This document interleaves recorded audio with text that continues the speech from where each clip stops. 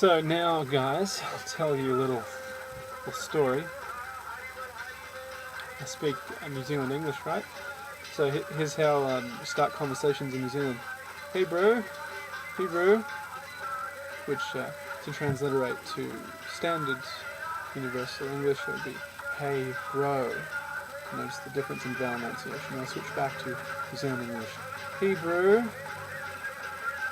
That is indeed similar to the standard English pronunciation of Hebrew, which is the language of ancient Israel and one of the languages for the composition of the Bible, as well as the Judaic canon, such as the Torah. So there's a Christian element in the slang of New Zealand English. It's very pronounced, and so we've conducted some research to find out what Hebrew in New Zealand means, and it means it has the same meaning as Haribol or Haribol. This is the greeting for southeastern India, Bengal. So, the Indo-European languages of India. See, the name Indo-European is Eurocentric, but actually Sanskrit is related to all the Asian languages too, not only the European languages. There's an ancient history of Sanskrit scholarship in Japan and also China, Thailand, Indonesia, even the Philippines was formerly under the Sanskrit region, linguistic region. Therefore, the meaning of Haribol could change to Hebrew by New Zealand, but it means the same thing. And so, because Bengali is the most similar to Sanskrit out of all of the Indo-Asian Sanskritic family of languages, that's the one we'll prefer, and we'll use Haribol because it'll be universally applicable to the entire Asia-Pacific region, from Hawaii, Japan, China, down to Southeast Asia, and Thailand, Indonesia, Singapore, Malaysia, Philippines, Cambodia, Laos, Vietnam, the Pacific, Australia, New Zealand, Fiji, New Guinea, New Caledonia, East Timor, Tahiti, Samoa, Tonga, Rarotonga Islands, Easter Island, all the way back to Hawaii. So the Bengali Indian Dharma Bhakti culture of yoga in its musical drum and dance street exercise form is Kirtan, or Sankirtan. So this is what is coming now, and it will complement very nicely existing cultures because it is actually the prehistoric source of the Abrahamic traditions. That's Christianity, Judaism, and Islam. They're all coming in the Abrahamic tradition of prophets. But historically, that was preceded by the Indus River Valley and Ganges River Valley, Saraswati River Valley, Vedic civilization, which is too advanced to even be in current Western history books because Eurocentrism is still dominant there. However, the new generation of scholars from the meeting place of Asia and Europe, such as myself, which is from the University of Hawaii, the meeting place of East and West intellectually, more so than in Australasia, which has caught up only in recent times because of less contact with Asian culture. And until now, Australasia is becoming very Asianized in a hip philosophical way that will enable the Hawaiians and the residents of the North Pacific coasts also participate in this new Australasian culture that's forming out of the synthesis between Australia's European origins, pre-European origins, the Maori and the Aborigines, and then also the Asian civilizations, India, so ancient India, at that time comprised also of Indonesia, Thailand, Philippines, Vietnam. There's remnants of the Hindu Dharma traditions throughout there. They all predated Buddhism. They were replaced by Buddhism, just like in India.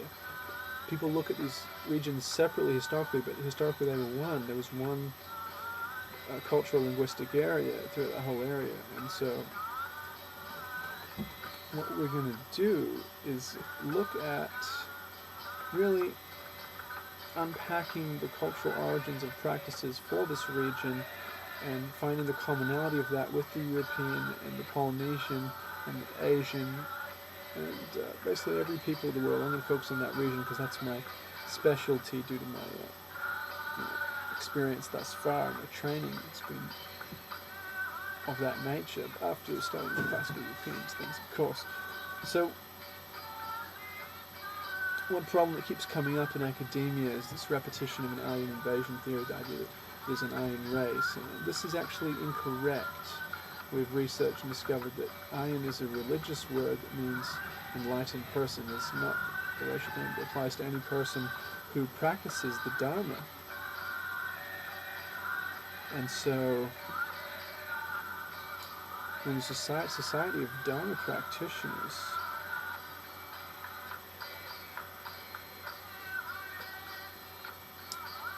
historically, the European misuse of the term Aryan has not been Dharmic. There's been opposition to Dharma. And so, now that we're coming in contact directly with the Asian traditions after colonization, in the post-colonial era, the independence area, India has now liberalized access to these practices for non-Indians for the first time. It's become internationally inclusive for anyone to study Indian Dharma. Now, did you catch that? I said for the first time? That's incorrect, because we know that Buddhism went from India to all over Asia, so clearly there was no bar on that. So the Buddhist reform in India is what enabled the Bhakti revolutions, because of greater religious freedom.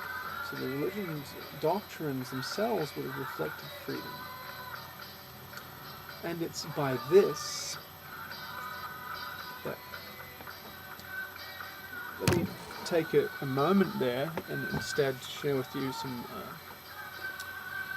clothing related evidences for this. Now, if you look at this pattern, it's clearly related to the tartan, famous Scottish patterns that used to be the main cloth that everyone wore. It would be regional, so you identify someone's area by how it was tartans. But this is from Bengal, India. That suggests that this Scottish phenomenon is now global and of the indigenous peoples of South Asia. Myself being of Scottish ancestry, for instance, I can legitimately wear this because it's actually a form of weaving that was introduced into India from Scotland.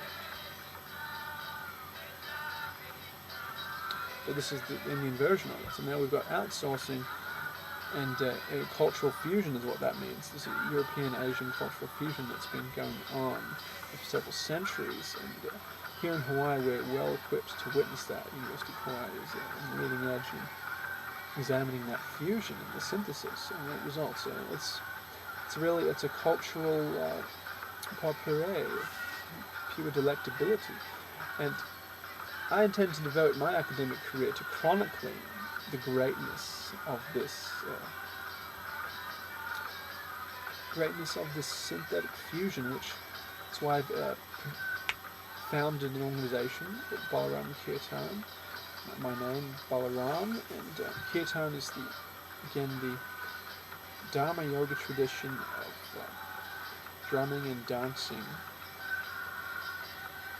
and singing in the streets as a public festival. It's open to all, truly all. It's very inclusive, and that is what I wish to convey for the upcoming run. Yeah.